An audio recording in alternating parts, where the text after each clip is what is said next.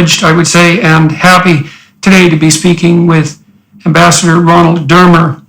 I've been investigating the background and the significance of the Abraham Accords, which are a peace initiative signed a few years ago aimed at stabilizing and bringing prosperity and security and opportunity to the Middle East. And I became aware of these accords somewhat late in some sense, given what appears to be their significance.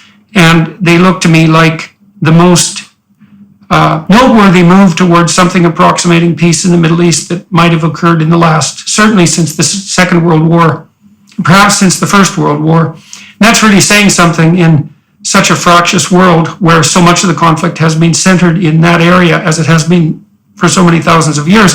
So I'm doing some background investigation into the Accords, trying to find out their strengths and weaknesses, trying to separate the wheat from the chaff and give credit where credit is due. And I talked to the American ambassador to Israel a while back, who was signally important in bringing these about. And now I'm reversing that by speaking to Ronald Dermer. And I'm going to share that with you so you can make up your own mind insofar as that's possible. I'll start with a brief bio of Ambassador Dermer. And then we'll move to a discussion of the Abraham Accords in their details and in their context, and some of the associated moves on the political and strategic front that have been that were undertaken in Ambassador Dermer's term. So that's the plan for this conversation, and so welcome aboard.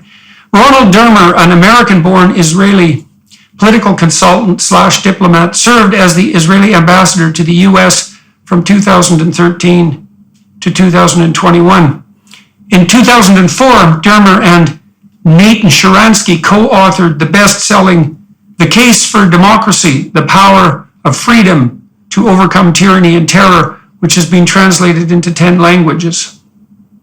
He served as Israel's economic envoy to the U.S. from 2005 to 2008, and then for 4 years as senior advisor to former Israeli PMs Benjamin Netanyahu for 4 years. From 2013 to 2021, Mr. Dermer was Israeli ambassador to the U.S. As Netanyahu's top advisor, he worked closely with his U.S. counterparts on securing long-term military assistance and missile defense funding for Israel, moved the American embassy to Jerusalem, attaining U.S. recognition of Israeli sovereignty over the Golan Heights, implementing the maximum pressure campaign against Iran, and achieving, as I mentioned, the breakthrough Abraham Accords, which normalized Israel's relation with several Arab nations. Mr. Dermer is currently a non-resident distinguished fellow at JINSA, the Jewish Institute for National Security of America. He's co-host of the podcast Diplomatically Incorrect, and has assured me that he is in fact diplomatically incorrect, a partner at Exigent Capital, a boutique investment firm in Jerusalem, and serves on the board of NetSpark, a leading Israeli internet filtering technology company. So welcome to my YouTube channel and podcast, Ambassador Dermer, and I'm pleased that you're here and willing to talk to me. And I'd like you to take over the conversation here and introduce the audience who is watching and listening to the Abraham Accords and your understanding of their nature and significance and the process by which they came to be. So it's a pleasure to be with you, Jordan, and I'm also thrilled to be here because there is a slight chance that my children will actually watch this, so they can be my audience as well, because they won't listen to me around the dinner table, but they are big fans of yours, so I'm looking forward to them actually listening to their father for a change. So the Abraham Accords.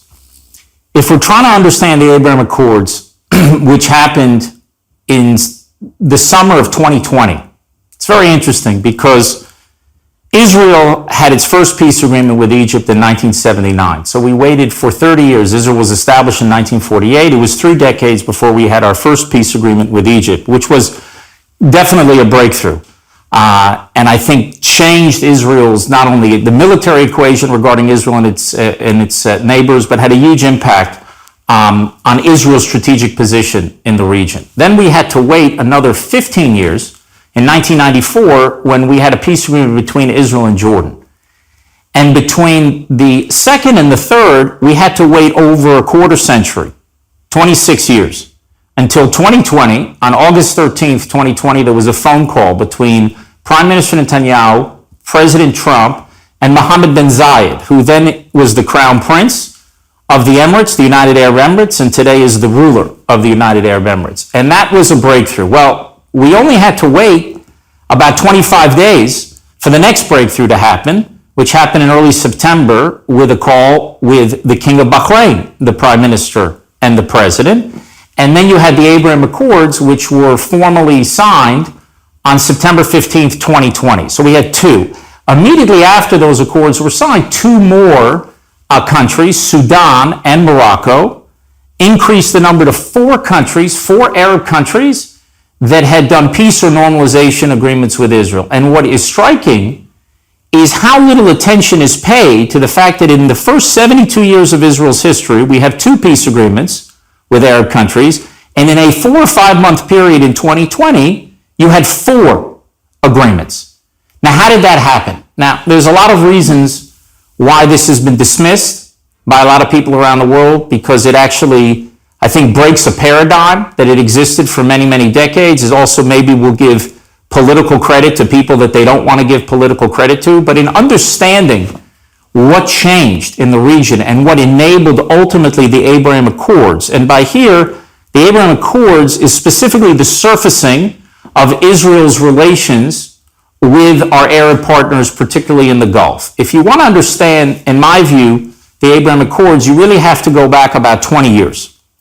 I'll take you back to 2002. You may remember, I don't know if you were following the Middle East in those days, but in May 2002, the Saudis put forward what was called the Arab Peace Initiative in May 2002. Now, a lot of people thought that was a breakthrough for the region. I didn't. I actually thought that that was a con job, in the sense that a few months earlier, about 8 or 9 months earlier, on September 11th, 2001, 19 hijackers had flown planes into a building, the World Trade Center, had downed the plane in Pennsylvania, and 15 of those 19 hijackers were Saudis, and they were responsible for the murder of nearly 3,000 Americans. So they faced enormous pressure on them to do something. And if you know a little bit about the history of Saudi Arabia, there was a bond that the ruling family in Saudi Arabia, the Saud family, made with the Wahhab family, which is the Wahhabis.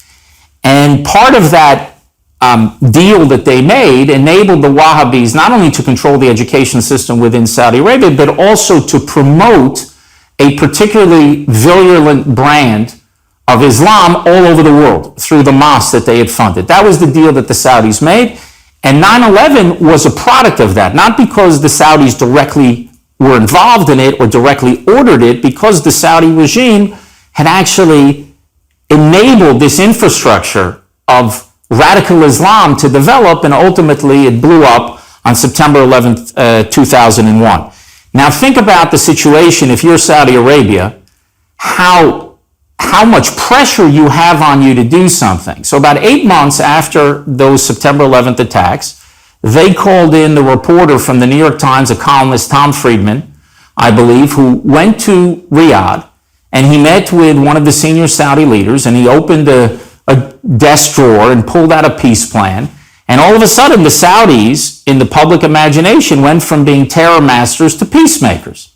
But the real question, Jordan, is this. If you would have asked the leaders of Saudi Arabia in 2002, if you would have asked them, if you could wave a magic wand and end the Arab-Israeli conflict, or end the Israeli-Palestinian conflict, which are not the same conflict, which we'll get into, but if you could wave a magic wand and end those conflicts, would you?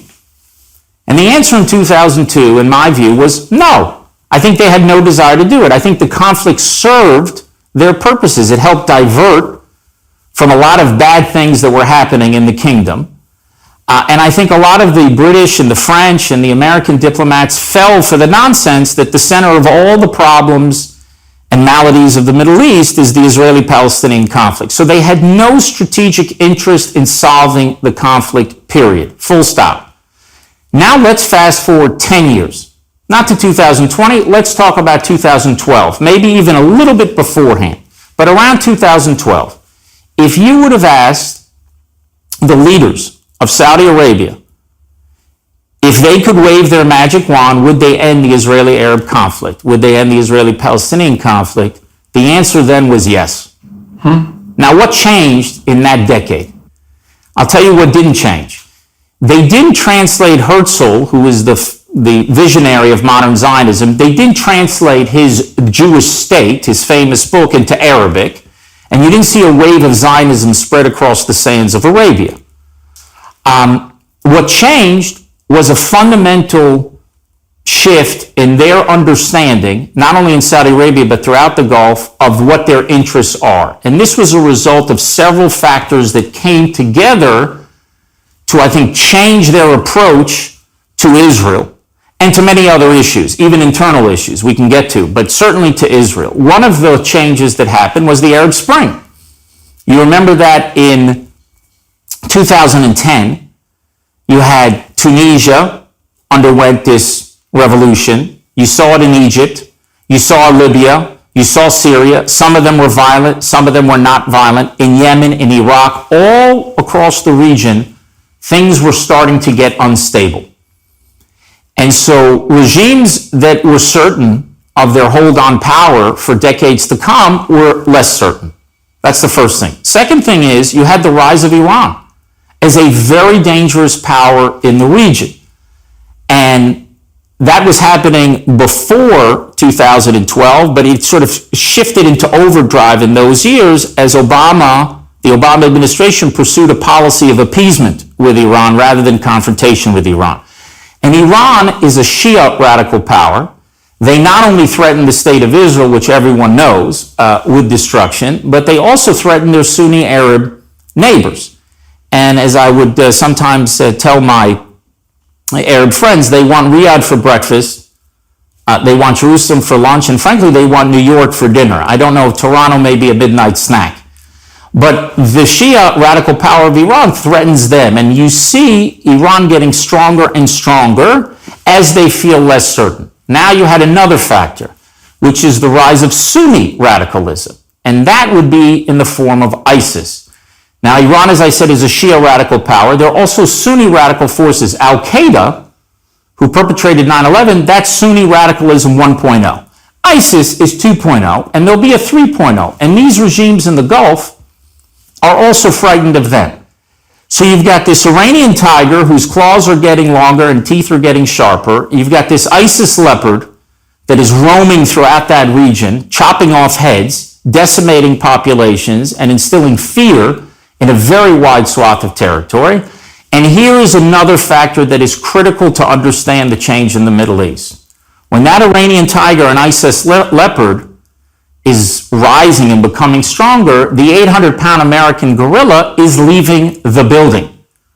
So the withdrawal from the Middle East of the United States, at least the reduction of the military footprint of the United States in the Middle East, I think that helps seize the minds of plenty of people in the Gulf. Because if there is one thing, Jordan, that connects Obama, Trump, and Biden, and they don't want to be in the same sentence with one another on nearly anything, none of them are looking to send more American troops to the Middle East. So when you see these threats, that tiger and that leopard getting stronger, and the 800-pound gorilla has left, so they say there's a 200-pound gorilla with a kippah on, called Israel, let's work in closer cooperation with them. So the fundamental thing to appreciate is they had a different understanding of their most vital security interests, and working closely with Israel helps them advance the interests. Second issue now is the rise of Israel as a global technological power. Israel is the second great source of innovation outside of Silicon Valley. Silicon Valley is one. Israel, that ecosystem that we have for innovation, is remarkable. And we're not just a great innovator when it comes to technologies in traditional fields like agriculture or water. They're also, take an area like cyber, which has both civilian and military applications. So Israel is 0.1% of the world's population with all of 9 million people. But we account for about 20% of private investment in cyber. So Israel's punching 200 times above its weight in cyber. So we're not a country the size of New Jersey with all of 9 million people, as I say. In cyber, Israel's bigger than China. But there are other areas, autonomous vehicles, artificial intelligence. All of these technologies are the future, and maybe we'll get a chance to talk about it, why Israel has that ecosystem, how we developed it, but we have it. Now, if you think about the Arab world's traditional boycott of Israel, it's about as intelligent as Oregon, Nevada, Utah, Wyoming, Colorado, New Mexico, Arizona, and half of California boycotting Silicon Valley. It makes no sense. And to the extent that you have leaders in the region who care about the future of their regimes, which they all do, but who are smart enough to understand that the world still needs oil today, but who knows what's going to happen in 20, 30, 40, 50 years, they have to prepare their countries for a different future. And Mohammed bin Zayed, the crown prince of the Emirates, is certainly one of those leaders. And I think Mohammed bin Salman, and we could talk about Khashoggi and all of that, but I think he's also one of those leaders. And they're looking around the region, and the bottom line is this. They see that their security interests and their economic interests are tied to a partnership with Israel. They want to actually move into an alliance with Israel, but they do have a big problem.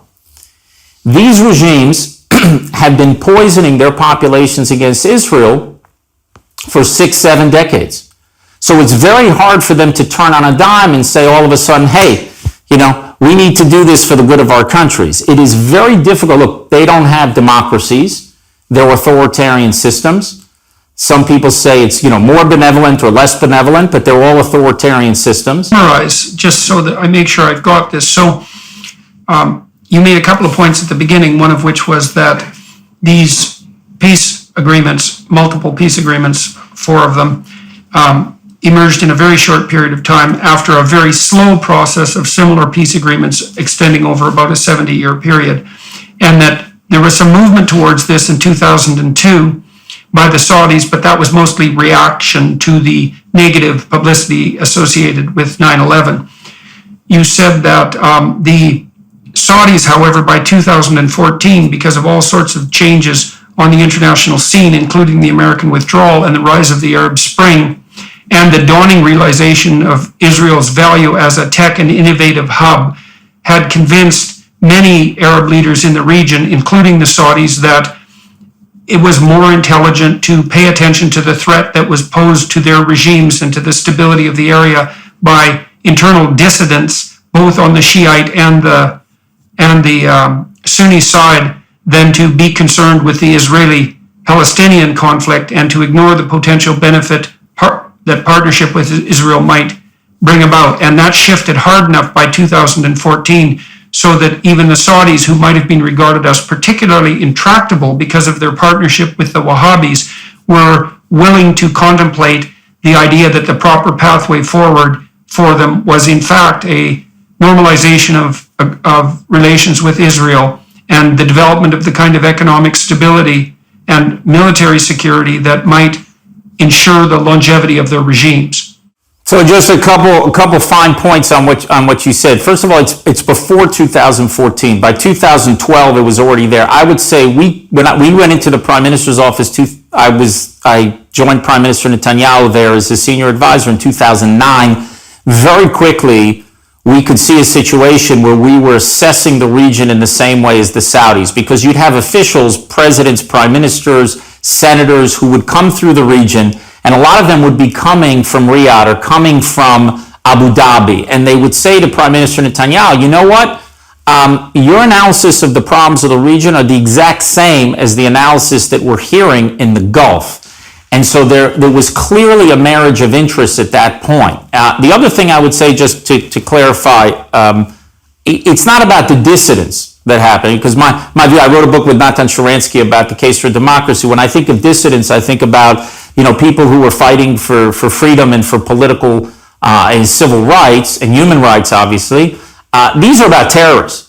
I mean, I was thinking more about the Iranians and ISIS, actually. Right. No, so Iranian and ISIS, I agree with you. I would say it's terrorists who want to not only destroy their regimes, but they want to actually take the whole world back to the 8th century. And, there's Sunni terrorists that want to take us to the 8th century. There's Shia terrorists that want to take us to the 10th century. maybe they'll get together and they'll make a compromise and try to take us all back to the 9th century, but they're all bad, and they're a huge problem for any regime that is actually focused on the future and don't want to go back to the Dark Ages. Okay. Now you laid a fair bit of stress on the positive Saudi contribution to this peace process, but the Saudis aren't signatories yet, and maybe they will be.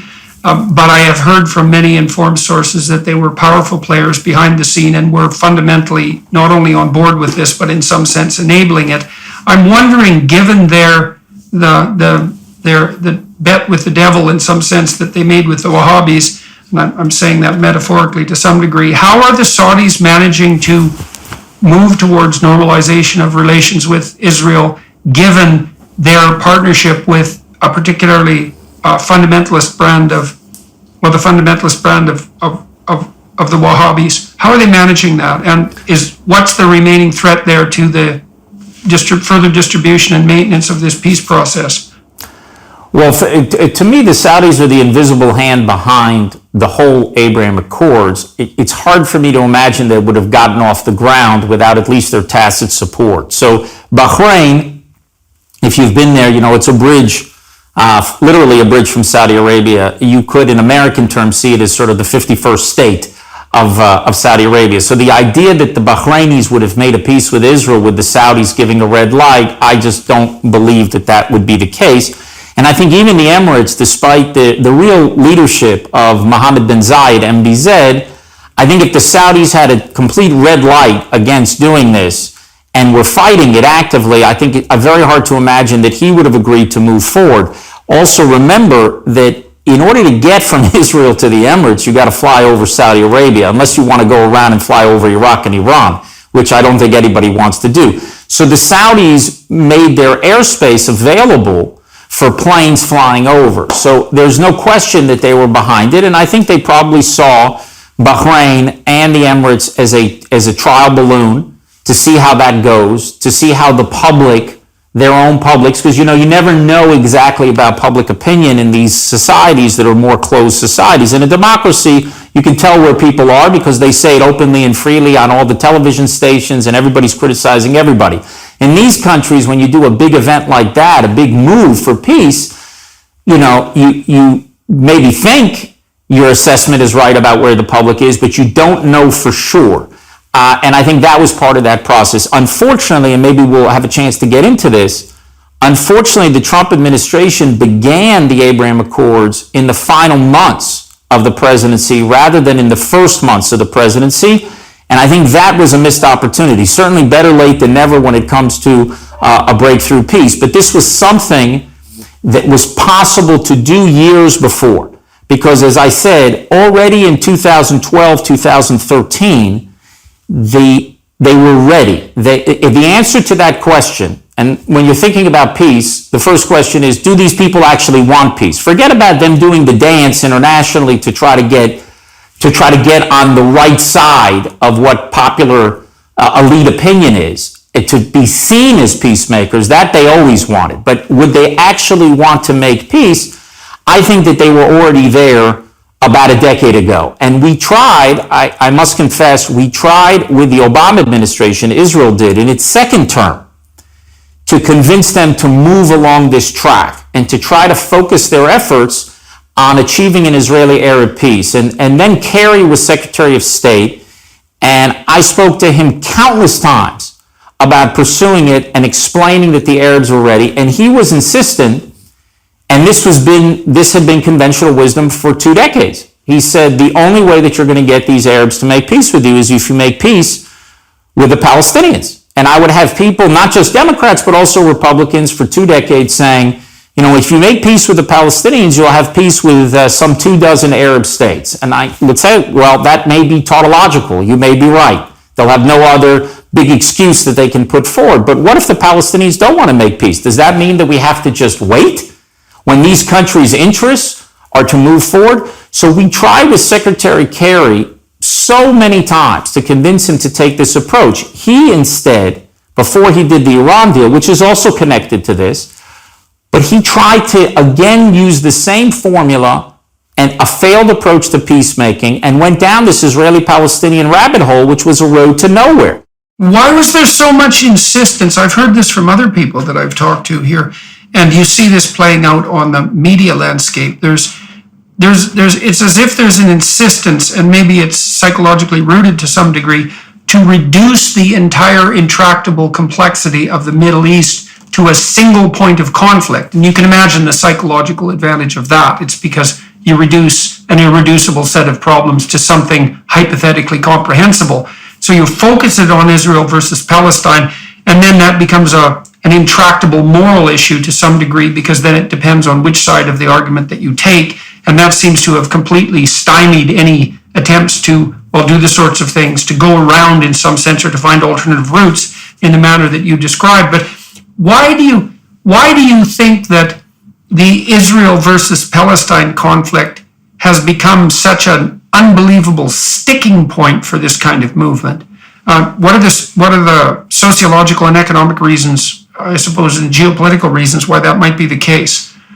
I mean, Kerry's attitude seems in some sense incomprehensible, given that you were providing evidence that there was at least some possibility that there was an alternative route.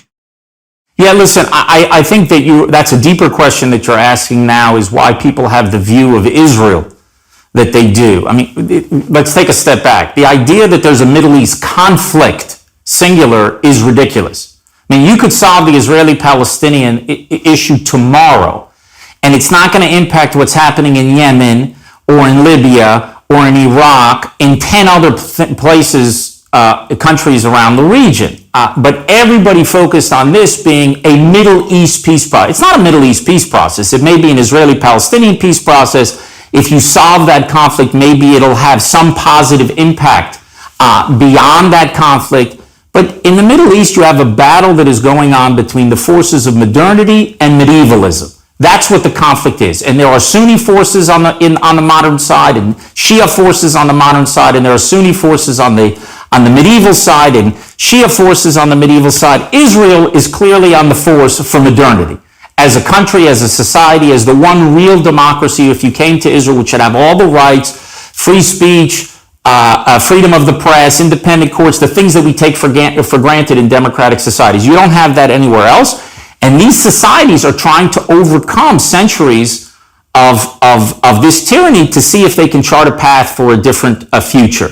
But the focus on the Israeli-Palestinian conflict, why everybody believes that this conflict is the root of everything, I think a lot of it has to do with the demonization of Israel for many, many decades. Because if you can cast Israel as the villain in that theater, and we're the powerful force against the Palestinians who are the weak party, and so therefore if it can all be cast to Israel and Israel can be blamed, I think that's sitting on thousands of years of history. I'll tell you a story about how absurd the Israeli-Palestinian conflict is as the source of all the region's problems, let alone the world's problems. And by way of background, I remember there was Obama's former national security advisor, I think it was General Jones, once gave an interview and he said something very bizarre.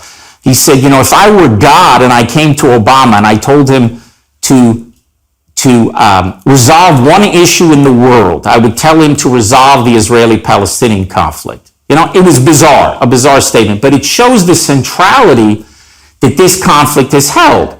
And even we'll get to it with Trump, where Trump was also at the beginning, like the holy grail of peacemaking is you're going to solve the Israeli-Palestinian conflict. Yeah, it makes me wonder to some degree too, to how it's tied to a very deep underlying dynamic, which is something like that's being played out over thousands of years in many different places, as that makes the Jews, in some sense, the eternal scapegoat. You know, and it's so convenient that you can point, imagine you're a leader that's beset by all sorts of ethical troubles in the Middle East, and you can point to the outsiders who are the Jews, let's say, who also happen to be successful, which is extremely annoying. And you can say, like the Germans did in Nazi Germany, well, look at those successful outsiders. They must be oppressive thieves. And then all the attention that might be paid to the distributed evil is localized to that particularized and externalized evil, and that's just hyper convenient for everyone involved. And so it seems to me that there's something like that going on in addition to many other things. I agree with you. It's a potent cocktail. I think part of that cocktail for decades was essentially oil, because you have oil producing states and Israel is seen as being on the other side. You've got 22 Arab states, you've got 57 Muslim states. So what are you going to do? You're going to stand with the one Jewish state in the region. Right. You see how oil affects the politics of Russia and Ukraine and everything around there. So oil played a big role, but I think it's also sitting on this powder keg that goes back a couple thousand years with this attempt not just to make the Jews, let's say, a scapegoat, but also to cast them as some sort of source of evil in the world and the problem of the world. Well, you do have this weird situation that you described. So you said, if I got my figures right, that Israel is 1/10 of 1% of the world's population, but responsible for something like 20% of a major element of technological development.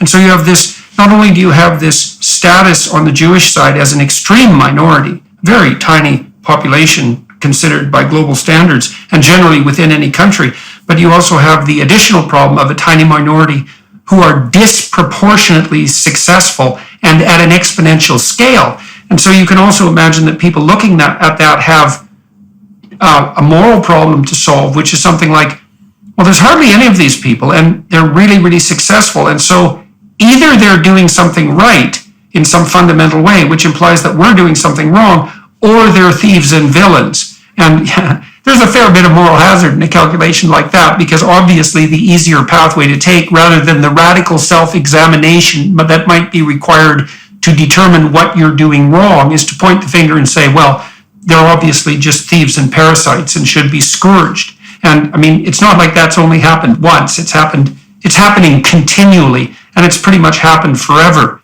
No, it gets, first of all, I think it's a deeper discussion. I know we're going to do a deep dive. We'll have to do an even deeper dive on sort of the mission of the Jews and the nature of anti-Semitism, how it developed, why you see its reemergence today. I think that's true, but the Israeli-Palestinian conflict, to cast Israel as the world's Jew, that's a kind of new form of anti-Semitism, to single out Israel for special treatment, to treat it by a standard that you treat no other country in the world. And that when Israel does something wrong, because, we're not a perfect country, no country is perfect, and somebody could make a mistake, somebody could do something in the society that's wrong, we're the only country that when something is done that is wrong, we supposedly have no right to exist, which I think is a much deeper question of the role that Jews have played in the world. Abu Ghraib, I remember happening about 20 years ago in Iraq, and people were rightly appalled by that, and people called for heads to roll and all sorts of things to happen. Nobody says America doesn't have a right to exist because of Abu Ghraib, but every day, multiple times a day, the second anything that Israel does is perceived to be wrong, we no longer have a right to exist. But I wanted to tell you a story, just when you're looking about the scale or the scope of the Israeli-Palestinian conflict, when you're thinking about global affairs. A story that happened to me when I was ambassador. So new ambassadors to Washington, you pay courtesy calls to other ambassadors. And by way of tradition, you meet about 10 other ambassadors. So when I came to Washington, the first ambassador I went to see was the ambassador of Egypt to the United States, then the ambassador of Jordan to the United States, who are peace partners. I think I met the ambassador of England and Germany and a whole bunch of others. I found myself in my 7.5 years, I met a lot of ambassadors who they would come to town, and and we would find ourselves in their top 10 list of ambassadors that they wanted to meet with. And I would never turn down a meeting with another ambassador for two reasons. Number one is Israel's not in a position to turn down anybody, any friends, potential friends. And the second thing is, if you meet a smart ambassador, it usually saves you about 5 years of reading The Economist, which I don't really like to read The Economist. So one particular day, I come back, and it's after a long day. I had 7 or 8 meetings, White House, Congress, and I come back, and in my waiting room there is the ambassador of Burundi to the United States.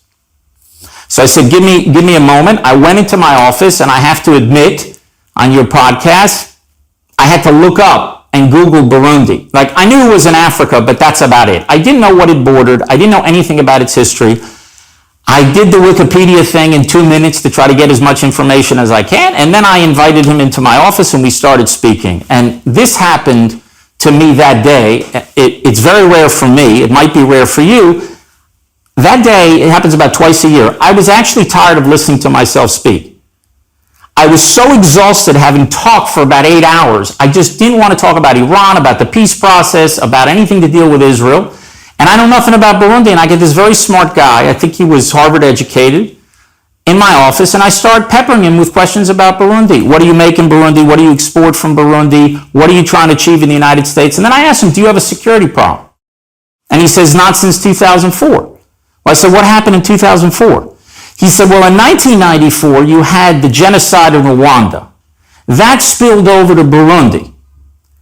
And we had a terrible violence over the next decade, and there was some sort of ceasefire or peace agreement in 2004, and since then we haven't had a security problem. And I asked him, how many people died in that decade between 94 and 2004? And he says 300,000. I said, really, 300,000? I said, how many people you think have died in the history of the Israeli-Palestinian conflict? Now, this meeting's about 2015, so we're talking about a century, almost a century. In 1920, when you had an attack outside of the immigration office in Jaffa, until 2015, where I'm sitting with this ambassador. And he's a very intelligent person, and he thinks about it for a while, probably 30 seconds or so, and then he said 2 million. And I said, well, you're pretty close. You're only off by 2 zeros, because it's about 20,000, 22,000 Israelis and Palestinians have died in the century of conflict from 1920. 22,000.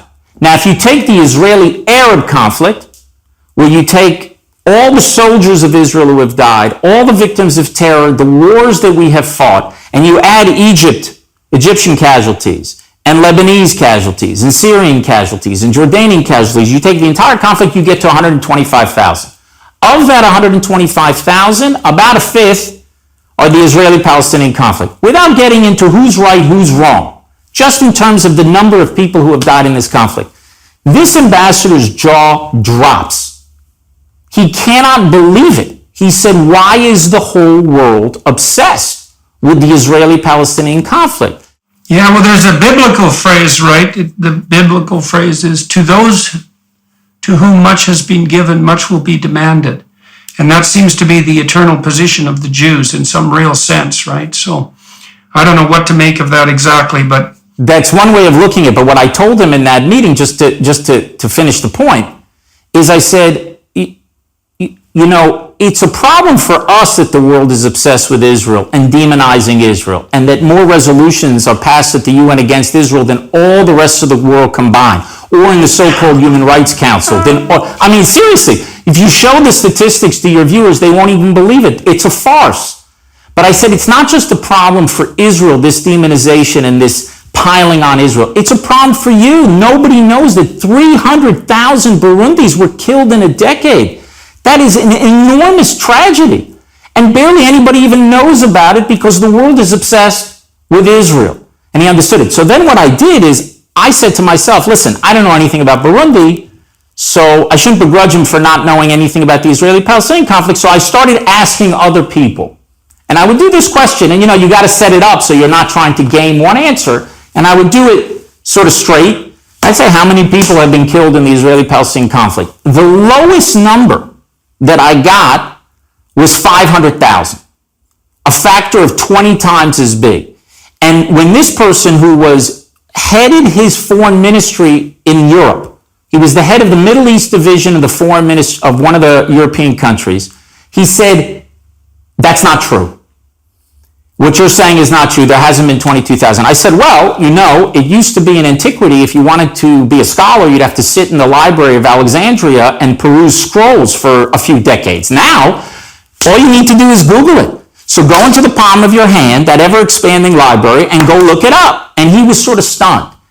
And so it is ridiculous, the obsession with Israel. Forget about the fact that we have focused only on the Israeli-Palestinian conflict and we have not opened the door, finally we did, to peace with the Arab states.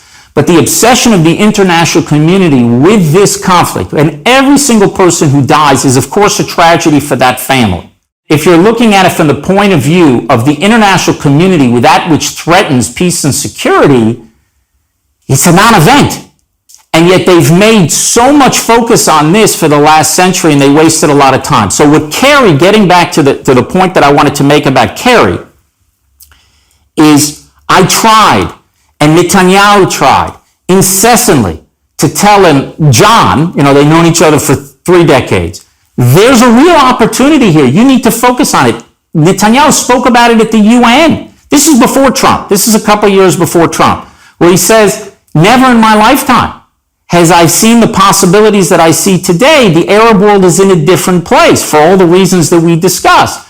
But he would not listen. He was focused on the holy grail of peacemaking and this rabbit hole to nowhere, because unfortunately the Palestinians have not abandoned their desire to destroy the one and only Jewish state, which is a separate question from the Abraham Accords. They have not abandoned it. And we tried to convince Kerry, go and focus on the Arabs. And he refused to do it. In fact, there's a famous video, I don't know if you have links that you put on your podcast, where you can see Kerry, who says there are those in Israel, or political leaders in Israel, I think he said, who say that you can have a separate peace between the Arab states and Israel without first having peace with the Palestinians. And he goes, no, no, no, no. And I said after, it's too bad he didn't say no 6 times, because then we would have had 6 peace agreements and not 4, because he said no 4 times.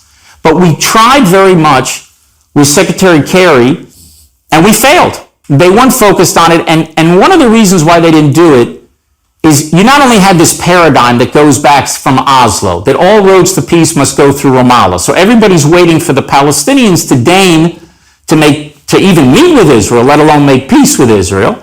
But everybody's waiting on the Palestinians in solving this conflict. And because the Palestinians are holding the line, inevitably more and more pressure gets brought to bear on Israel, because we're seen as the powerful party. And you know what happens in a world where power and justice are seen as buckets in the well, which is the kind of world that we're living in now. So all the pressure comes onto Israel. And there were many other reasons why Kerry decided to pursue it. There was also skepticism that when Netanyahu was saying to have peace with the Arabs, he was really just trying to avoid making hard concessions to the Palestinians, because making peace with the Arabs could be peace for peace and not land for peace. So instead of having the quote unquote courageous decisions of sacrificing the vital interests of your country to make peace with the Palestinians, he wants to move to the Arabs, where it'll be an easier path for him to do it without the political risk. That's how they thought about it, not realizing, hey, the Middle East has changed. There's a real opportunity here. And here's something that people do not know. We also failed with the Trump administration at the beginning. They were not prepared to see that as well. About a week after, I don't think I've said it publicly, but a week after, I went to visit Trump at Trump Tower. This is a week after he gets elected, in November 2016. It's at Trump Tower, and I walk into his office, and the first thing he says to me is, so you think we can make peace? And I said, with whom? And he said, the Palestinians, almost surprised by my question. And I said, no, but we can make peace with several Arab states. Right? That's what we were telling the previous administration. We started telling him that. Now, fast forward 3 months. Netanyahu visits Washington. His first trip to Washington as prime minister with Trump in office. It's February 2017.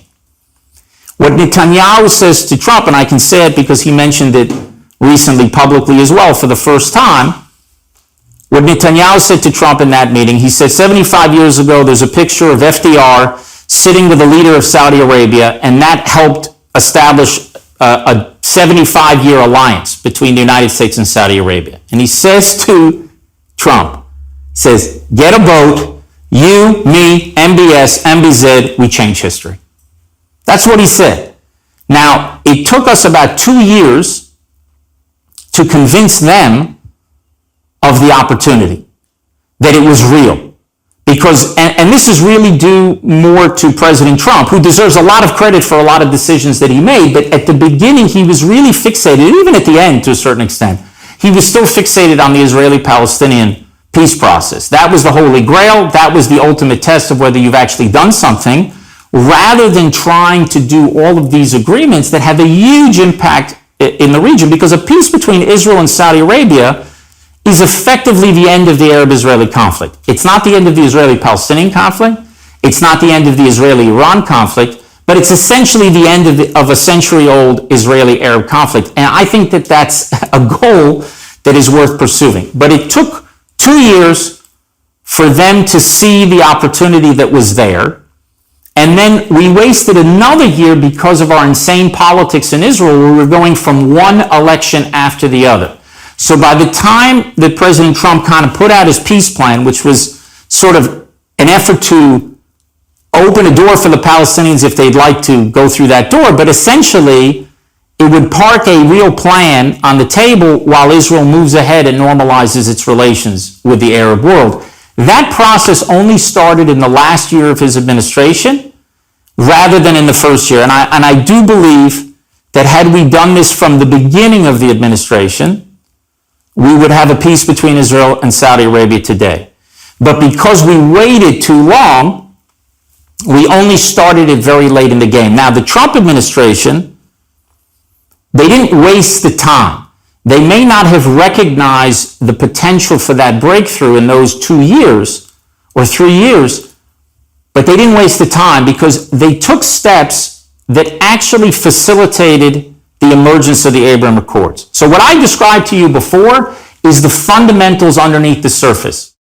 Okay, so let me summarize some of this too, and then I'll ask you some broader questions. So you pointed out, and please correct me where I get it wrong, you pointed out that it's straightforward psychologically to make the assumption that all the conflict in the world, but certainly all the conflict in the Middle East, is best conceptualized in relationship to the Israeli-Palestine conflict, and that's morally hazardous and inappropriate, and also blinds people, whatever the flaws of the Jewish state might be. It also blinds people to the fact that that Israel is a hyper-successful state and that has much to offer its Arab partners and the world in terms of technological development and innovation and governance. And now I think that's just clearly true as far as I can see. And then you pointed out that there are many conflicts that are riveting the Arab and Middle Eastern world, but the most fundamental of those likely is something conceptualized as modernity versus medievalism, and that's raging, that war, both on the Sunni side and the Shiite side. So you complexified in some sense the Arab situation. Then you pointed out as well that there were pathways around the Israeli-Palestine conflict that were very productive, that you had been developing and that were emerging of their own accord, that the players who were fixated on Israel versus Palestine weren't willing to consider, including the Trump administration, until relatively late in the game. And then, okay, now I have some questions that come out of that would help me and hopefully my listeners understand the broader context within which this is occurring. And so it's not appropriate to reduce the complexities of the problem in the Middle East to the Israel-Palestine conflict for a variety of reasons. And you started to detail out the complexities of the situation with regards to this modernity versus medievalism situation. And so if I ask you, maybe I could get you to flesh in for me the status of other major players in the region in relationship to a potential pathway to peace forward. So I would like to start by picking your brain to some degree about both Iraq and Iran. And so I would like to know how you see them in relationship to, well, the world geopolitical situation, but to the Abraham Accords. And I would also like to know, I've always thought that the Palestine-Israel conflict was just a bit too convenient for many major players in the region, partly because it could be used as a scapegoat and partly because support for the Palestinians caused a certain amount of intractable and continual trouble that did, this is the moral hazard argument, that did detract people from other sources of unrest and instability and corruption.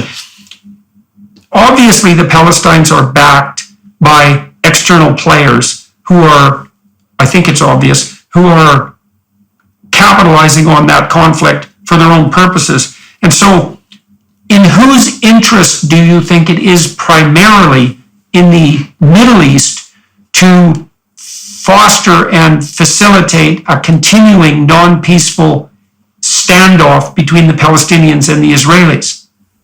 So the first is the Palestinians themselves, because they've been dining out on this conflict now since Oslo, really for 30 years, and becoming the wards of the international community. I'd say the Middle East is incredibly complicated. The Israeli-Palestinian conflict, much less so, in my view. The reason why you have a conflict today is the same reason why you had a conflict for the last century, which is the refusal of the Palestinians to recognize the legitimacy of a nation state of the Jewish people in any boundary in our ancestral homeland. They refuse to do it. It's very simple and almost raw. In their minds, we stole their house. And that's how they see it. They don't understand that this is the territory, where the patriarchs of the Jewish people prayed, or where our prophets preached and our kings ruled. It's a complete denial of any historical connection between the Jews and the land of Israel. Their refusal to accept some sort of compromise. The fact that they haven't paid such a huge price for that refusal because they've been supported by various actors in the region for a long time.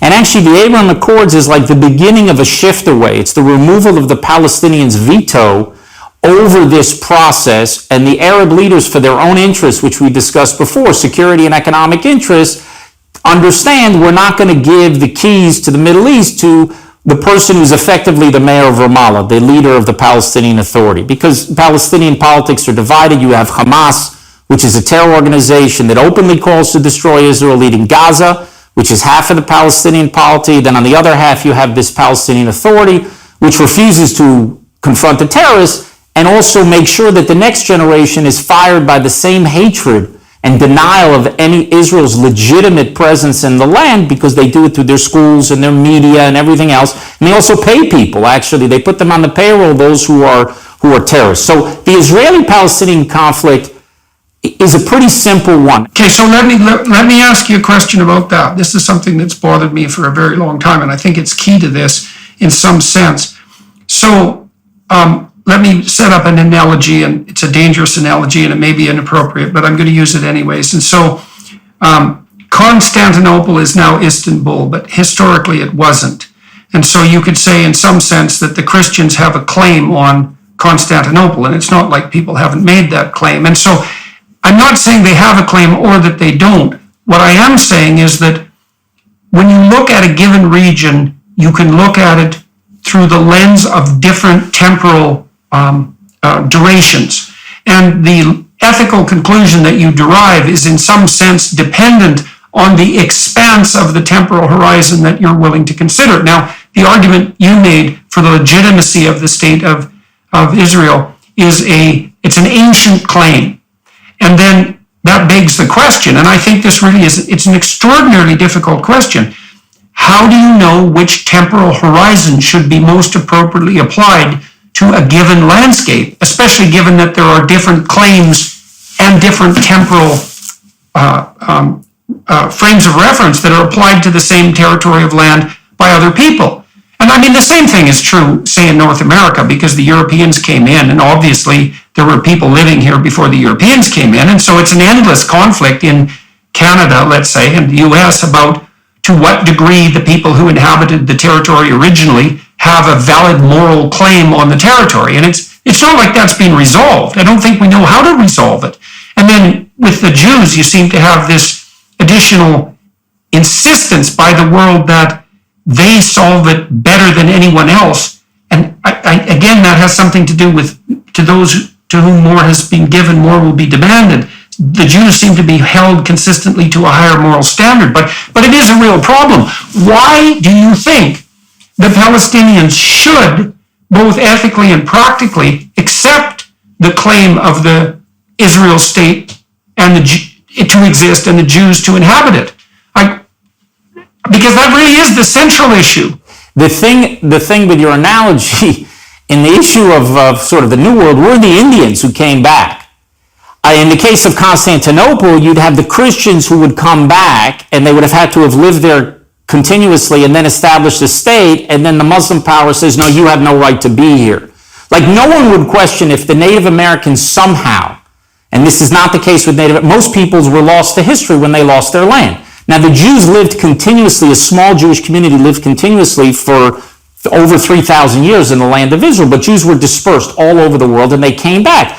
No one has ever dealt with that, where people coming back. But when you're talking about legitimacy, there's a historical legitimacy here where we are in our ancestral homeland that doesn't exist anywhere else. It's not displacing the natives. The Jews were the ones who were displaced, not just by the Romans, but also by the Arab conquest, where a lot of Jews were. People just don't know history. I mean, most people's sense of history, as you know, goes back to breakfast. So why should anybody care about what happened? But if those historical claims don't work for you, well, you could take the legal claim. And the legal claim was that there was an Ottoman Empire here. The Ottoman Empire collapsed. The British were given a mandate to control this territory, specifically by the League of Nations, in order to enable the settlement of the Jews, who in the 19th century, the late 19th century, the Spring of Nations, were considered a people. You know, there are people who don't consider the Jews a people, but we have a 4,000-year history, and peoples have rights of self-determination, and so the British were given a mandate by then the League of Nations, which folded into the United Nations,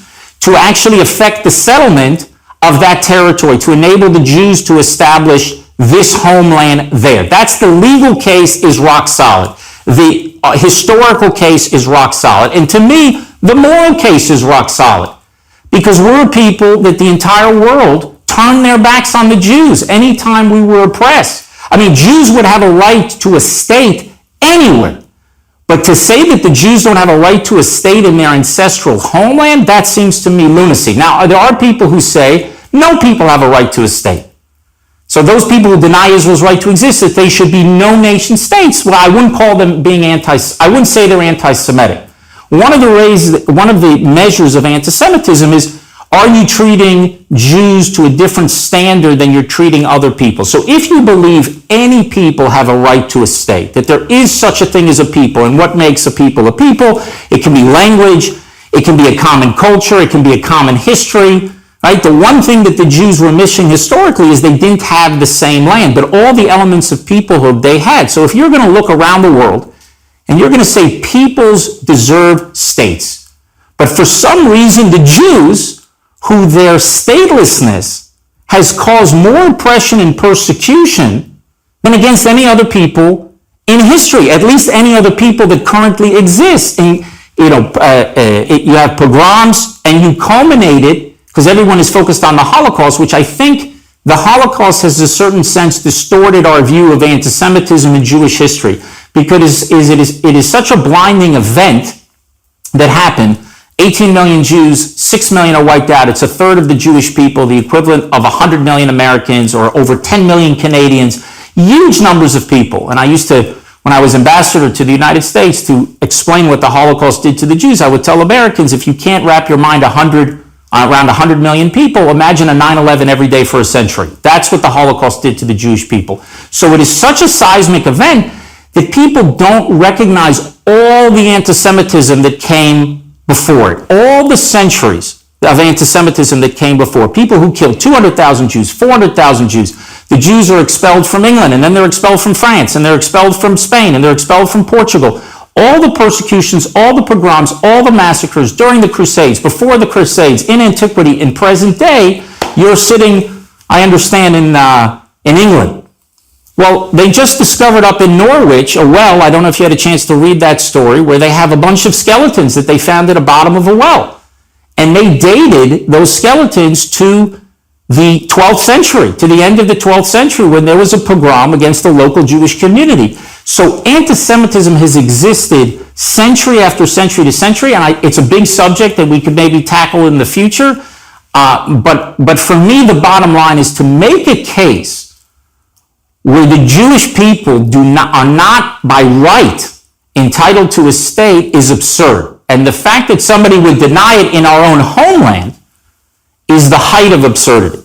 Let me ask you one more question on the Palestinian front then. So you've made a case, I would say, globally and abstractly, and this is not a criticism of the case precisely, that nationhood, it's reasonable to associate nationhood with the necessity of a state.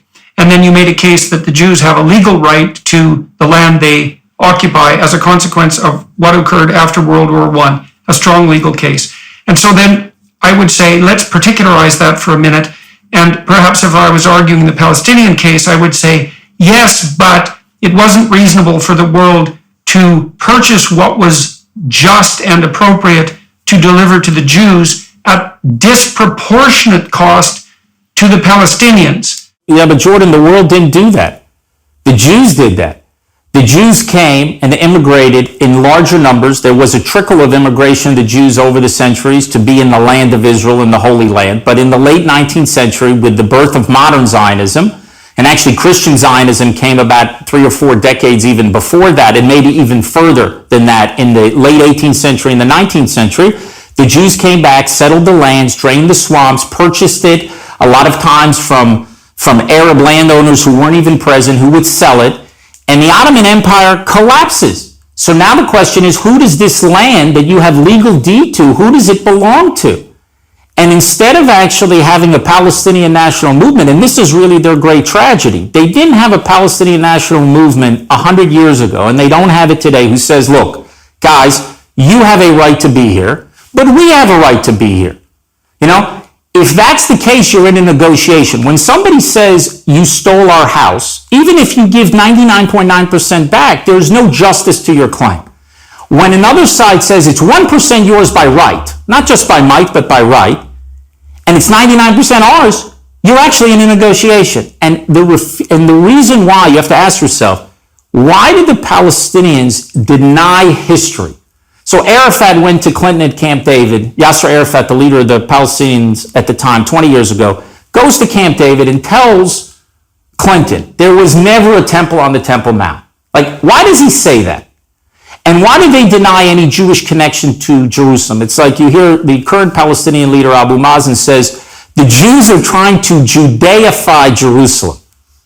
You know, that's like saying the Chinese are trying to Sinify Beijing, or the Russians Russifying Moscow. I mean, it's ridiculous. But why do they do that? Because the entire scaffolding of their rejectionism collapses if we have a legitimate claim to that territory. They don't have to deny their claim, but they can't make themselves take that one step, which is by far, that would be a very small step for a leader, but a giant leap towards peace. The second they say that we, the Jews, have a right to be in the land of the patriarchs, the prophets, and the kings, then we're in a negotiation. Then we have to work out a settlement. But they refuse to cross the Rubicon.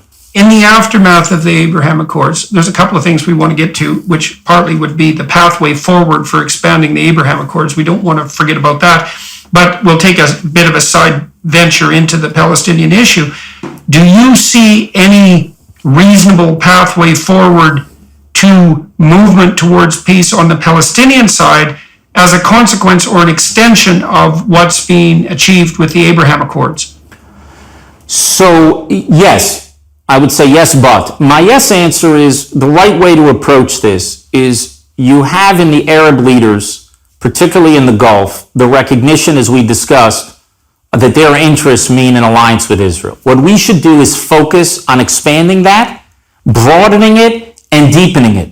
Because, you know, we've had peace with Egypt since 1979, Jordan with 1994, but it is a cold peace, which is certainly better than a hot war, but you didn't have any people-to-people or business-to-business development that could actually create the foundations for something that would convince the people in these societies that their interests are served by having that peace. The leaders get it, but the peoples don't yet. There is goodwill that's coming from the bottom in the Emirates, I think in Saudi Arabia, in Bahrain, and other places in the region, but we should be trying to expand it. Now, what would happen if we expanded it? If we had not now 6 countries, the Jordan and Egypt and the other 4, but if we can get it to 10, 12, what you'd be left with is Iran. You mentioned Iraq before. Iran and its access that is opposed to Israel because you have this Shia radical power in Iran. It is a historical aberration. You know, we talked about anti-Semitism. You know, Jews have been kicked around in so many different societies. We have a pretty good sense of what a tolerant society is. So Western democracies like the United States and Canada are different in terms of history, in terms of acceptance and openness of Jews and allowing them to become full members of the society.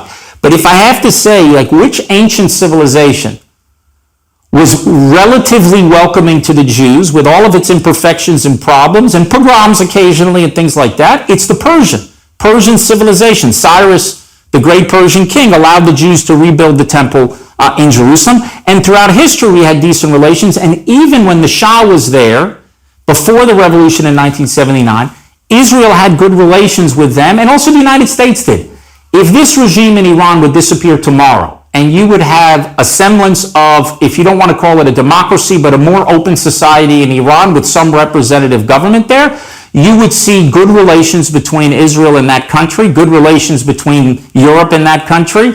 I mean, right now Europe is doing appeasement anyway, but there would be no fire in them to have a kind of global revolution to export their particular brand of Islam. As Netanyahu said, there's a fight in Islam between the Sunni radicals and the Shia radicals of who's going to be the king of the militant Islamic hill.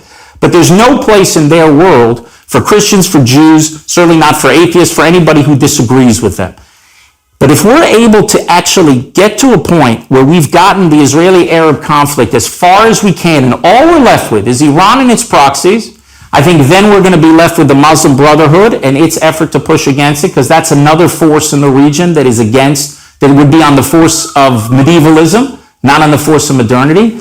Then the hope would be that there would be Palestinian leaders who would say, guys, the Arab armies and the Muslim armies are not waiting us to conquer Jerusalem. They're already on the other side. They're in an alliance with the Jews.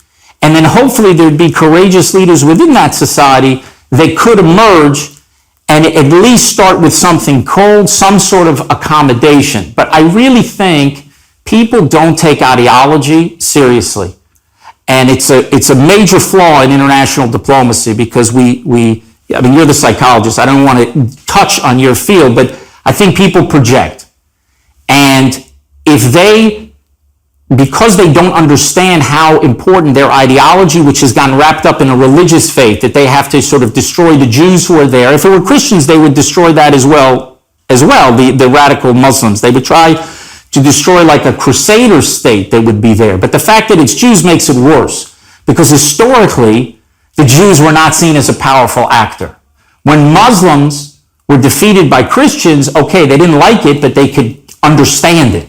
But for the bully in the class who sees himself as this warlike figure to be defeated by the nerd in the class, which is supposed to be, the George Costanza of Seinfeld fame, the George Costanza Jews, they can't make sense of it. In fact, the greatest scholar of Islam of the last century is Bernard Lewis. And he said the birth of European-style anti-Semitism in the Arab world, one of the factors that gave rise to it was their defeat at the hands of Israel in 1948, because they couldn't believe that a Jewish army could defeat them. There had to be other forces at work. So the traditional protocols of the elders of Zion, where Jews are manipulating all these forces, you don't really have a history of that in the Muslim world. You had us having dhimmi status like Christians in the Muslim world, but the European-style globalist Jew anti-Semitism, that actually came in the wake, Lewis argues, in the wake of Israel's defeat, of making sense of why this happened. At the end of the day, getting back to the point, if we're able to finalize as many peace agreements as we can with the Arab world, we will diminish those forces on the medieval side, their power, and then hopefully there would be forces within Palestinian society. I personally believe many of them are in the business sector that would seek a long-term accommodation, because peace with Israel would be great for the Palestinians. It would be terrific for them. But it wouldn't be good for leaders. It wouldn't be good for their leaders, because they're more interested, the Palestinian leadership has been more interested in the cause of the Palestinians than the Palestinians themselves. And the cause would die when there's peace with Israel. But the Palestinian people would actually, their futures would be improved. But they have to cross this Rubicon. They haven't crossed it yet. One thing I can tell you, just to put a period on that point, the only way it's going to happen is if Israel stays extremely strong. The stronger we are a country militarily, economically, technologically, diplomatically, which is the Abraham Accords is part of it, the more there's a sense within Palestinian society that time is not on their side, that the train is leaving or has left the station, the more likely you are to see people get on board. Mm-hmm. Okay, so I want to turn to the issue of Iraq at some point, but before that, I want to go back to the notion of modernity versus medievalism. and I want to speak briefly on behalf of the medievalists. And I'm going to try to do that from a Jewish perspective, let's say, because one of the things that's very interesting about the Jewish state is that despite its status as a modern democracy, it's also unbelievably deeply rooted in an ancient tradition and also draws the ethical wellspring of its right to exist from that tradition. And so the Jews are wrestling in some real sense with the problem of not precisely medievalism versus modernity, but definitely tradition versus modernity. And I do have some sympathy for the more fundamentalist end of the religious spectrum, but let's say more specifically the Islamic, well, and also the Jewish Orthodox end of the spectrum. And the reason I say that is because one of the problems with modernity is that it's psychological. It frees you up technologically and it produces a land of abundance in some sense, but the price that's paid is ethical confusion and a kind of corrosive and nihilistic cynicism that emerges as a consequence of the realization, let's say, that the world is only objective in nature and that God is dead. And Western societies are paying a very big price for this. Reflected, for example, in places like South Korea and Japan, reflected not least in their catastrophically low birth rates and their their lack of a belief that it's ethically appropriate to move forward forthrightly into the future. And so you can imagine that on the medievalist side and the Christian fundamentalist side and the Jewish Orthodox side, there's this insistence that goes something like, look, there's a lot of things in these more traditional views that have to be, they're appropriate bulwarks against the dissolute tendencies of a overweeningly intellectual modernism. And I do believe that's the case. Now, I've had some preliminary discussions with people who are more on the fundamentalist side of the Muslim argument, and they took me to task for a variety of things, but did admit that from their perspective even that there is in some fundamental sense in the ideal to be no compulsion in matters of religious belief, which is a doctrine that has some origin in the Quran itself. Now, of course, it's always subject to interpretation, but at least you can make that case.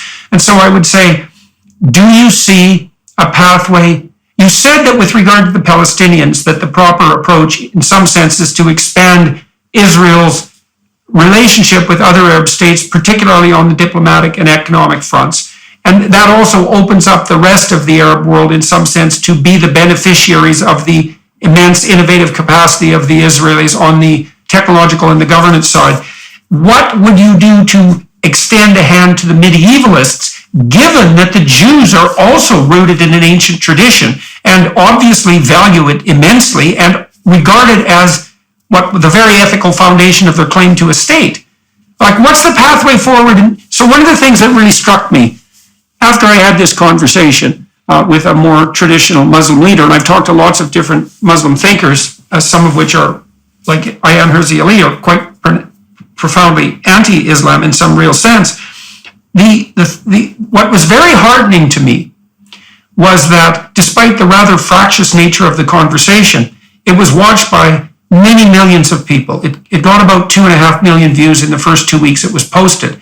And most of them were Muslim, and most of them were traditionalist Muslims, and all of them said, almost without exception, that they're absolutely thrilled that a conversation like that could take place, where real issues were discussed relatively peacefully but intensely, and that there was a sense that I got that they were extremely pleased to be regarded as valid participants at the table of discussion. So a lot to unpack there. I will say about the Jews first. What's different is we're not missionizing a missionary faith.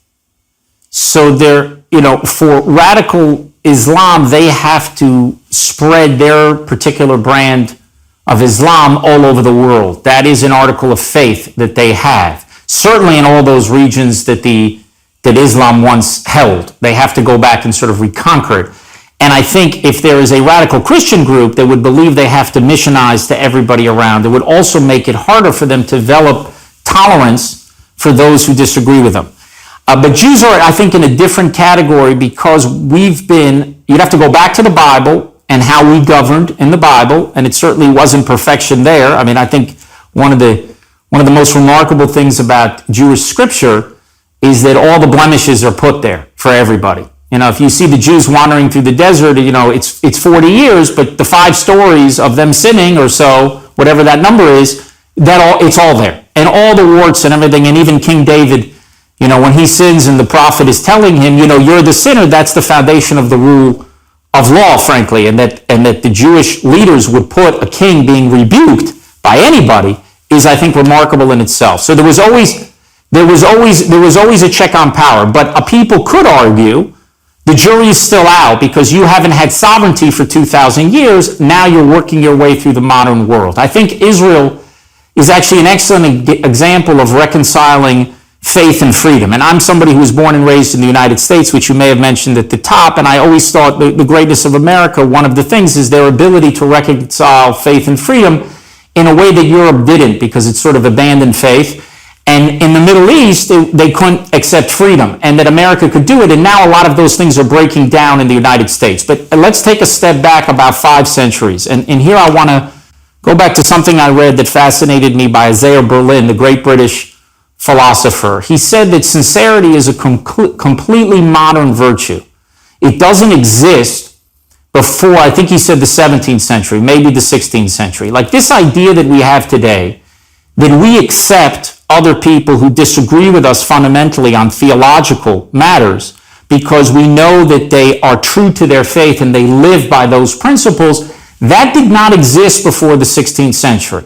So when Protestants were killing Catholics and Catholics were, you know, killing Protestants in Europe, they weren't saying, you know, about Thomas More or others, well, that guy really believes what he believes and we have to have appreciation for that. No, sincerity is a completely, you know, modern virtue. And I think is very interesting. James Q. Wilson, the great sociologist, I don't know if you ever had a chance to meet him, but he wrote an essay, I think it was in City Journal about 20 years ago, called The Reform Islam Needs. And in that essay, he's explaining how democracy rose in the West. And it didn't rise because philosophers got around a table and came up with ideas. He says it rose because of the expedience of kings.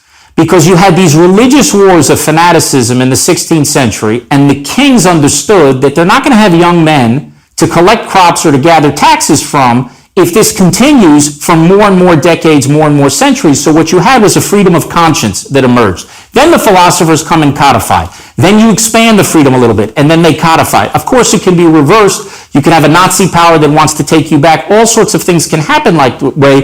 But what was interesting to me is he's saying that Islam now, and this is right after 9/11, where you have the Shia radicals and the Sunni radicals, you might be actually in that path where you have these religious wars, and in the wake of these religious wars, you have the ability to have a space for dissent, to have freedom of conscience.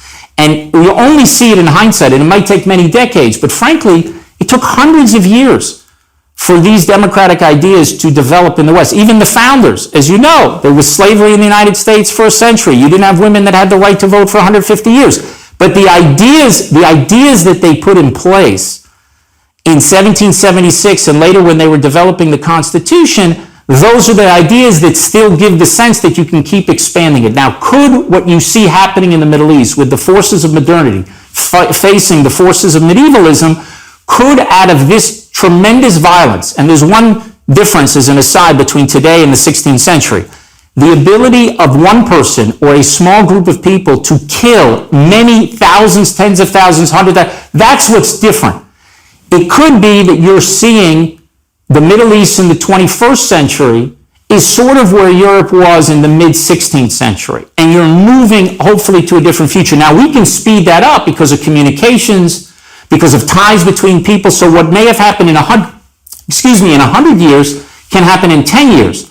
But the real danger, and this gets to Iran, the real danger if you allow any of these fanatics to get their hands on nuclear weapons. Because when you marry militant Islam to nuclear weapons, now you're talking about danger to millions or tens of millions of people. So the fires burnt themselves out in Europe in the 16th century, and you could kill a lot of people But this is a different order of magnitude. And I think that's why the most important thing, and this is our view in Israel, but it's not just a view, it's not just for Israel. It's for all our Arab neighbors. It's also for Europe. It's also for the United States because, we're the little Satan, as Netanyahu says. America's the great Satan. Europe gets aggravated, maybe they're a middle-sized Satan. But their designs are not just on Israel, they're on you to reverse history, to upend the whole order. The Chinese are trying to replace the United States. But here you have in militant Islam, you have a fanaticism that is trying to upend the whole order. And to think that the traditional rules of deterrence will work with a nuclear-armed power, whether it's a Sunni or a Shia power that's radical, that is armed with nuclear weapons, to think that the traditional cost benefits of deterrence and mutually assured destruction will work, you're gambling with the future of the world. Now, if you're stuck in that situation because you couldn't stop it, well, you're going to have to make the best of it. But to allow something like this to happen is completely insane. And that's what's happening as we speak, where they're trying to negotiate a nuclear deal with these Ayatollahs in Iran that are trying to export this revolution around the world. I mean, it's insanity to do something like this. And if this happens, because you talked about who are the forces of modernity, who are the forces of medievalism, on that medieval side, the Shia point,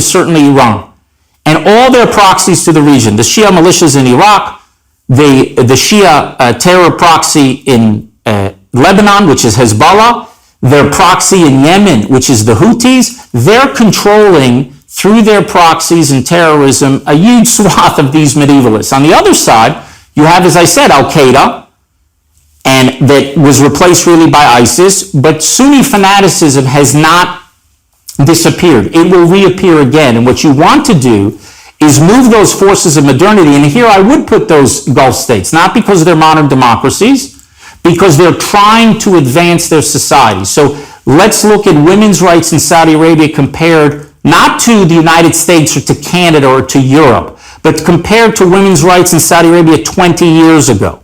Look at what's happening in terms of the opening of these societies. Now, if you think about it in a 16th century context, the progress is remarkable. Yeah, well, that's why I want to draw positive attention to these developments, because I know psychologically, there's a rule in terms of establishing peace and prosperity and the possibility of negotiation that seems to work at every scale. And so, for example, in your marriage, you might criticize your wife if she does something wrong, and she might do the same to you. And there's some utility in that. But B.F. Skinner, who's a famous behaviorist, he could train animals to do virtually anything. And he said, reward works a lot better than threat and pain, although you can use threat and pain. Reward works better, but you have to pay a price for it. And so if Skinner was training a rat to climb a ladder and do a little dance on top of it and then climb down the other side of the ladder, he could train animals to do virtually anything. What he would do is he'd sit and he'd watch the rat in the cage for a very long time. It was usually a hungry rat, by the way. And when the rat was near the ladder, he'd give it a food pellet. And then it would just hang around near the ladder. And then now and then it would put its paw on the first rung and he'd give it a food pellet. And then soon it was putting its paw on the first rung a lot. And then it would be the second rung. And by careful attention and reward for due progress, he could get animals to do things as complex. Skinner taught pigeons to navigate guided missiles by pecking on photographs in reference to the landscape below. And and I know that's kind of abstruse and it seems like a sideways move, but it's not. Because one of the things that's very much worth doing, and I think you captured that very well in the last thing that you said, in one of my books, I have an adage, which is compare yourself to who you were yesterday and not to who someone else is today. And the idea is your best measure is your previous self. And you should try for incremental improvement at the rate you can manage, and you should recognize that incremental improvement in yourself, and you should reward it, and you shouldn't denigrate it because it isn't a leap forward that's too big for you to manage, and it's not getting you to where someone else who is hypothetically better off than you might be, because all of that's counterproductive. And when I see these things happening in the Middle East, let's say on the Saudi front, as you just pointed out, from a Western perspective, we might say, well, you're a little hard on your women. And we also know that rights granted to women are a very good predictor of economic progress, as it turns out, and also of educational status among children. And so there are both ethical and technical reasons why that might be a bad idea. And we can shake our fingers at you because you're not doing that. And to some degree, perhaps that's appropriate. But more importantly, if we do see something like incremental progress in that direction, and we want to facilitate it, we should be saying, hey, look, man, and this is what's happening on the Abraham Accord side, is for all of your faults and ours, let's point out, this looks like a nice move forward. And it really is unfortunate, as far as I'm concerned, that more positive light hasn't been shed on the Abraham Accords themselves and on the contributions of the people who made them possible. And I would say that's particularly, although not uniquely true, of the Saudis.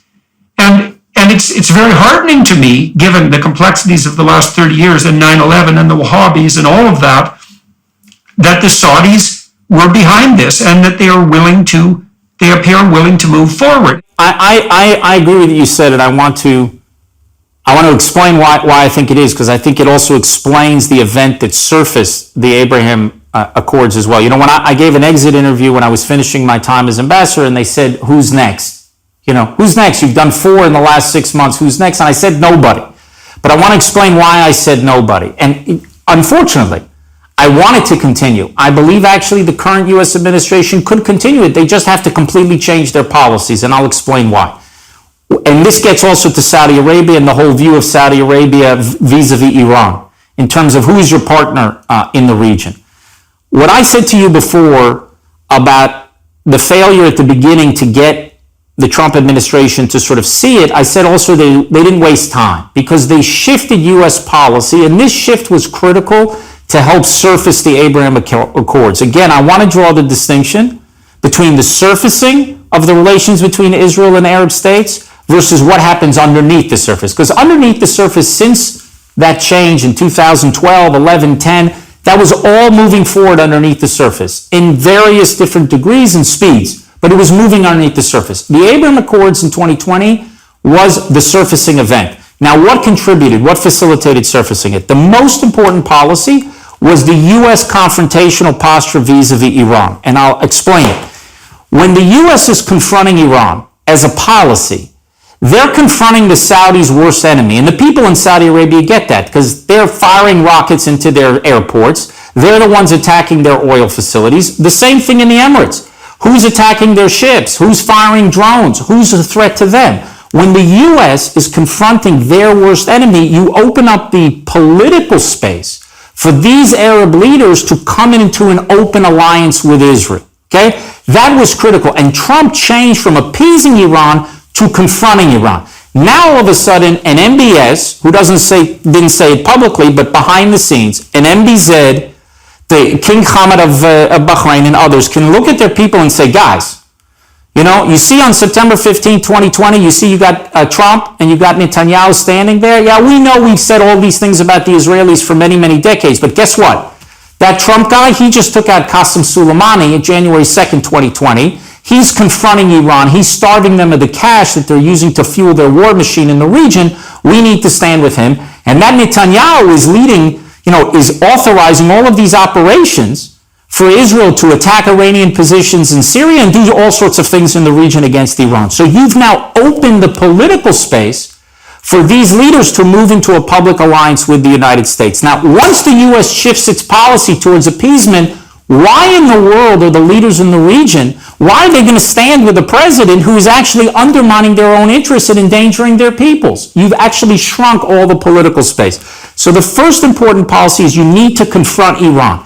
An administration that confronts Iran will move us closer to expanding the Abraham Accords and deepening them. The second thing that they did is they embraced Israel, the Trump administration, Jerusalem, the Golan Heights, all these issues that were made where many people said it was going to prevent peace from happening, it would be a big blow to peace. Well, it didn't create peace between Israelis and Palestinians, but that wasn't happening anyway for a century for the reasons we discussed. But what message did it send to the Arabs in the region, in the Gulf? It said that if they want to get closer to Washington, they should move closer to Jerusalem. So you actually made them understand the importance of having a solid relationship with Jerusalem. And here you have to say that Trump, by not abandoning MBS after the Khashoggi incident, which we can talk about, by not abandoning him, he showed that he was actually a reliable friend.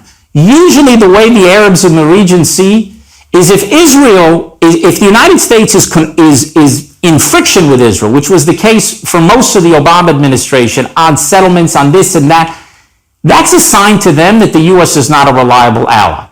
Because they know the Israel-U.S. relationship is fundamentally different because we share interests, we share values. It's very, very deep. They get it. So if the U.S. is now bothering Israel and turning the building of Jewish apartments in Jerusalem into a world crisis, these are not going to be reliable people, and they get it. If they confront Iran and they embrace Israel, they move actually the Arabs closer. And the third factor, which was critical, take the veto away from the Palestinians. Stop chasing down that rabbit hole. So the Trump administration ultimately, it stopped chasing them because he made the decision on Jerusalem, and the Palestinians effectively, after that decision, cut off ties with Trump. And guess what? Jared Kushner and Trump's team, they didn't rush after them. They said, guys, we're here, you know our number. In the meantime, they put forward a plan, eventually, that said if you want to go through the door for a realistic solution to this conflict where both sides will get something and both sides will compromise, we're there to support you. If not, we're moving ahead. So the three legs of this stool in terms of U.S. foreign policy are confront Iran, embrace Israel, and take away the veto from the Palestinians. Now look at the Biden administration. They're appeasing Iran, which is the worst thing they can do. They're not embracing Israel to the extent the Trump administration has, but they haven't fully reversed it. And on the issue of the veto for the Palestinians, they're slowly but surely trying to move the Palestinian issue back into the center. In the name of helping the Palestinians, it actually just hurts them. Because if we would actually move ahead with the Abraham Accords, then we could get those forces within Palestinian society who wanted to accommodate us. Now, a few weeks ago on my podcast, Diplomatically Incorrect, before Biden made a visit to Israel, I said what Biden can do to win the Nobel Prize. Because, look, Biden, they'll give the Nobel Prize to. They'll never give the Nobel Prize to Trump no matter what he does. They'll never give it to Netanyahu no matter what he does. But they gave it to Obama before he did anything. They will certainly give it to Biden for actually doing something. I said, here's how you win the Nobel Prize. You go to Saudi Arabia and you tell the Saudis, here's how we're going to deal with the Khashoggi incident. It was a horrible incident. We're putting it behind us, A, B, C, and D. Okay? Here's how we're going to deal with the problem of Yemen.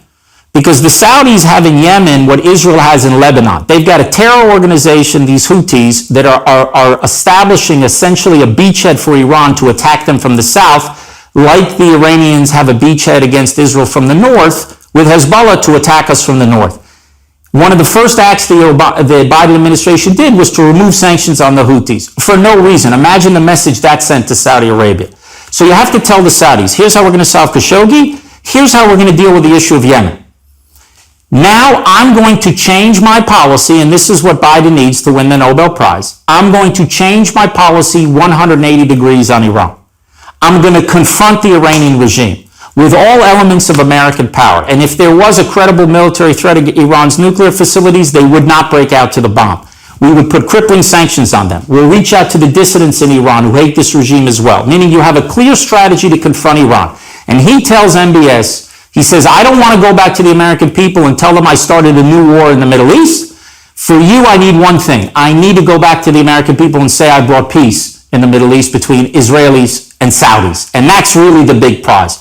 Now, if I'm MBS and I want this relationship with Israel, I want it for my security and economic interests, that's my opportunity to look at my own people and say, America has shifted. We have now a bipartisan policy confronting Iran. I'm standing with a president who's confronting our worst enemies. That will give him the political space to make a peace. And I think that, by the way, that what I just told you right now could be done in 6 months. It doesn't require rocket science. I think the chances of it happening approach zero. I want to be optimistic, so I'll give it 0.1%, because they are wedded, the Biden administration, to a policy of appeasing this regime in Tehran. And that begins and ends their whole problem with the Abraham Accords. It's not that they don't support it, it's that the policies that they've put in place are not facilitating it, are actually undermining it. Now, the good news is the fundamentals that I spoke about of the rise of Iran, the rise of Sunni radicalism, America's not in the region, what happened with the Arab Spring, those fundamentals still exist. And so therefore the potential for the diplomatic breakthrough will survive this administration. The one thing that would undermine it, if an American administration decided to send 500,000 troops to the Middle East and establish military bases over, the bloom would be off the Israeli rose. Okay? Or if Israel lost its technological edge and all of a sudden we had a brain drain because our government decided to hike up taxes and not let people afford apartments in Israel, and they all left and went to Silicon Valley or someone else, and you wouldn't have an innovation engine. As long as we have an innovation engine, a powerful military and intel and weapons making capability, and the U.S. is not there, Israel is the best show in town for them, and they understand that. And I think what we need to do is work as fast as we can with them to build the bridges. The ones, I'll tell you what will happen if this deal is done, and by the time the podcast airs, the deal could be done. It could be done 10 days later, 2 weeks later. You're going to see two things happen simultaneously that are going to be a little bit confusing for people. Underneath the surface, the Arabs will move closer to Israel out of fear of the rise of Iran, because the nuclear deal gives Iran a glide path to a nuclear arsenal that is paved with gold. So they're going to be frightened to death of Iran and its rising power, and they're going to move underneath the table to Israel. But they will move above the table towards Iran, because power in the region will shift in that way. And you're already seeing signs of it, where the Emirates, who didn't have an ambassador for many years in Iran, are now sending somebody back. There's open meetings. The reason all of this stuff is happening is not that they changed the view. They know exactly what this regime in Tehran is. They just know that in Washington, the policy is a capital A appeasement, and it's not changing. And you can shift the whole region fairly quickly. So I would hope the Biden administration that has over 2 years in its term will do it. If not, a new administration that comes in will be able to pick up these peace accords much faster than you think with a shift in policy. Much faster than people think, because the strategic moment is there. And I think it's going to be there probably for 20 years or 30 years. Now, if Iran, I say one thing, if Iran goes down, if that regime goes down and you have a different relationship, it'll actually make making peace with our Sunni Arab states harder. But I'll take that as a problem.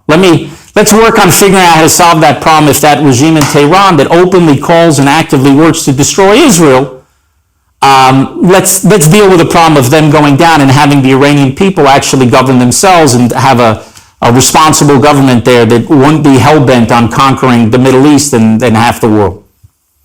That's a very good place to end, I think, unless you have anything else specifically you wanted to say. Yes, I want to say for the record, because what you said is if sometimes you criticize your wife and she criticizes you. I never criticize my wife, for the record. Yeah, well, you're probably a wiser man than me then.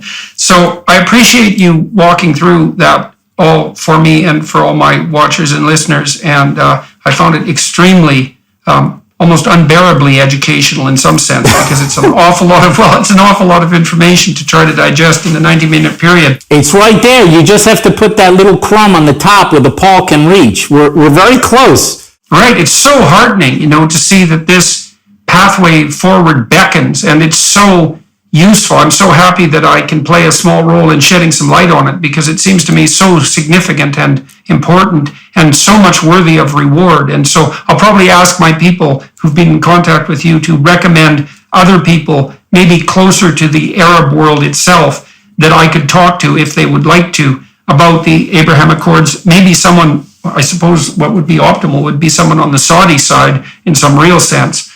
And so we didn't get a chance to talk about Iraq, and I think we'll leave that because it's another rabbit hole and it would take a long time to go down. But well, it's somebody, it's whether Iran is effectively in control of Iraq through the Shia militias that it has there. I will tell you one thing that I would like to say. In this battle between medievalism and modernity is not a battle of tradition versus modernity. I actually believe that that part of the world will remain traditional for a very long time. And not only do I have no problem with it, I actually think the path to peace will go with the traditional forces, not the fanatic forces, the traditional forces in this society. It is interesting that many of the people involved in the Abraham Accords were traditional Jews, or traditional on the Arab side, or people on the Israeli side, which was actually, there were only about 3 people in Israel who knew that the Abraham Accords was about to happen. But I don't necessarily think that it's a coincidence, meaning the ability to deal with traditional people on the other side and not working on the assumption that the path to peace is really about these people abandoning their traditions and their ideals. You know, I always thought that was a mistake when it comes to promoting democracy. If you tell people choose between a democracy and your tradition, they'll choose tradition, but there's no reason why they have to choose. And I think America, for a good part of its history, was a perfect example of that, which it was a very vibrant democracy and an extremely traditional society measured by church attendance and all these different metrics that they had. So I don't see any inherent disconnect between those two things. And I actually think the legitimate forces in these societies are the traditional forces. We mentioned Saudi Arabia. Like, to me, you want to know a sign of how close we are to a hysteric breakthrough is when the head of the Muslim World League, I can't remember his name off the top of my head, a sheikh in Saudi Arabia, he visited Auschwitz as an act of solidarity. Now, without MBS support, that does not happen. And he also they ensured that he would be given the sermon in the mosque, in the important mosque in Saudi Arabia before Biden's visit, this same sheikh. Now, it's clear that MBS is trying to move his country into the 21st century. It's clear. It's clear that the situation with Khashoggi was abhorrent. And it's clear that you have to have some show that this is unacceptable. But to throw out, as I said at the time, in real time, by the way, and because Netanyahu didn't throw them under the bus and Trump didn't throw them under the bus, that also helped. I said in real time, a few days after the incident, Khashoggi thing is terrible, but don't throw out the prince with the bathwater. That would be a huge mistake. Don't throw out a prince that is confronting the Islamists in his country, changing this whole Wahhabi fanaticism that is spreading around the world, and it's trying to propel his country forward decades, if not centuries. Now, if you're 1550, it's very hard to go to 2020 in one day. I mean, if he could move to the 19th century and a more open society, that would be a great gift to the region, and hopefully the region will all have free societies around us, but that can take some time. In the meantime, these forces in this region, they're on our side. They are confronting these medievalists, the ones who want to take us back. And so therefore, they're the ones that should be supported. And it just so happens that this completely overlaps with the Abraham Accord. So the important thing for me is for people to recognize what changed in the region, what enabled the potential breakthrough, so that policymakers will continue it. It wasn't luck. One of the reasons why they want to avoid it is probably because of the politics regarding Trump, because it happened on his watch, the politics regarding, Netanyahu. It wasn't the players that the Nobel Prize Committee wanted to be involved in it. But guess what? Trump was the one that recognized Jerusalem. Trump was the one that withdrew from the Iran deal. Trump was the one that took out Soleimani, right? And Netanyahu did all the things that he did. These were the leaders who actually enabled us to have this breakthrough. And one last thing about Iran and Saudi Arabia, you had Salman Rushdie, and I can't say that I read his books, but growing up, I always saw him as like a great liberal intellectual who wanted to live in a free society, and he always stood behind that. So now you have this man who was stabbed multiple times, and the outcry for what happened with Rushdie is nothing compared to what happened with Khashoggi. And that has everything to do with politics, meaning Iran is trying to order hits on Americans, on the former National Security Advisor John Bolton, on a female democracy activist that they tried to send somebody to kill her, one thing after another on U.S. soil, no response, virtual silence against a regime that is glorifying this. When Khashoggi happened, how did the Saudi regime respond? They were embarrassed, okay? So people will say, well, he ordered it, so they said, okay, these people were responsible. But nobody in the Saudi regime was saying this was a good thing. They said this was a terrible thing and the prince wasn't involved. So people will believe what they want to believe.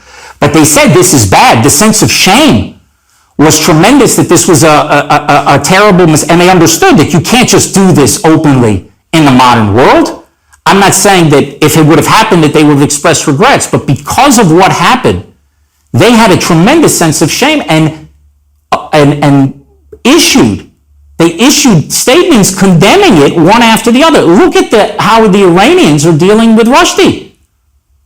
You don't have any condemnation of this guy who killed Rushdie. They glorify it. They think this is a good thing.